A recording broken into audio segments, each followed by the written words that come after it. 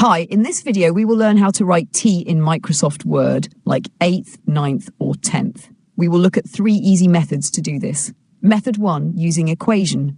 First, go to the Insert tab. Click on Equation in the Symbols section. An equation box will appear. Now click on Script, and from the options select Superscript. You will see 2 boxes. In the first box, type 8, and in the second box, type 8p. This will display the text correctly as 8 per. Method 2, using keyboard shortcut. In the second method, first type your number. In my case, we'll type 8. Now press Ctrl-Shift equals on Windows or Command-Shift equals on Mac. After that, type 8. You will see that you are now typing in Superscript.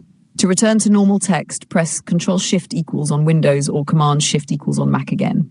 Method 3, using Superscript button. In the third method, first type 8th normally. Now select only the T-th part. Go to the Home tab and in the Font section, click on the Superscript X-Grade button.